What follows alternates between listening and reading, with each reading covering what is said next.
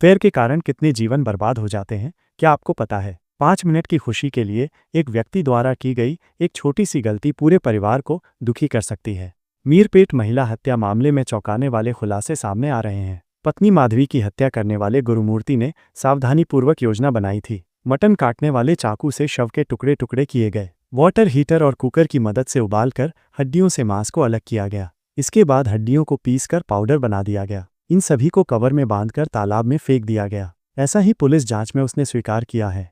हैदराबाद के बाहरी इलाके मीरपेट महिला हत्या मामले में सनसनीखेज खुलासे सामने आ रहे हैं। DRDO में सुरक्षा अधिकारी के पद से सेवानिवृत्त सेना के जवान गुरुमूर्ति ने अपनी पत्नी माधवी की क्रूरतापूर्वक हत्या की है। मीरपेट वेंकटेश्वर नगर में गुरुमूर्ति दंपति रहते थे।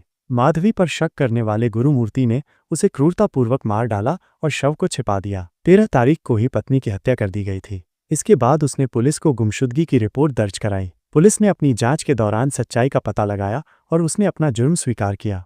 नोट: वर्तमान में गुरुमूर्ति पुलिस हिरासत में है और उन्होंने हत्या से संबंधित विवरणों को पुलिस को बताया है। संबंधित विवरण इस प्रकार हैं।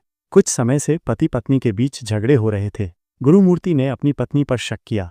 इस क्रम में उसने उसे मारने की योजना बनाई। इस योजना के तहत उसने संक्रांति त्योहार के लिए अपने 2 बच्चों को अपनी दादी के घर भेज दिया। उसी दिन रात यानी 13 तारीख की रात को पति पत्नी के बीच झगड़ा हुआ। गुस्से में माधवी ने अपनी मंगलसूत्र को उतारकर गुरुमूर्ति के चेहरे पर फेंक दिया। गुस्से में आग बबूला हुए गुरुमूर्ति ने उसके सिर को दीवार से सटा दिया। सिर में गंभीर चोट लगने से माधवी खून के पूल में गिरकर मर गई। इसके बाद उसने शव को छिपाने की योजना बनाई।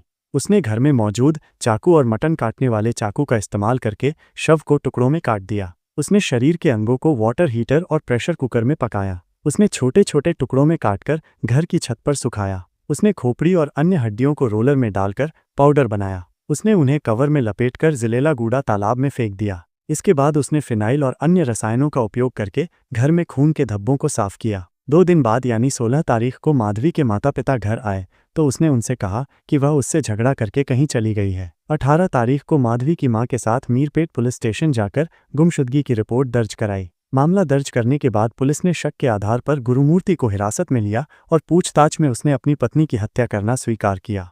हालांकि दृश्यम फिल्म की तरह गुरुमूर्ति द्वारा बताई जा रही बातें पुलिस को भ्रमित कर रही हैं। अकेले पत्नी को टुकड़ों में काटना, एक भी खून की बूंद दिखाई न देना, शरीर के अंगों को छोटे छोटे टुकड़ों में काटकर सुखाना और तालाब में फेंकना संभव नहीं है। पुलिस को संदेह है कि ऐसा कोई भी सबूत घर में या जिलेलागुड़ा तालाब के पास नहीं मिला है। क्या गुरुमूर्ति ने अपनी पत्नी की क्रूरतापूर्वक हत्या की है या उसने उसे कहीं छिपा रखा है? इस कोण से पुलिस जांच जारी है।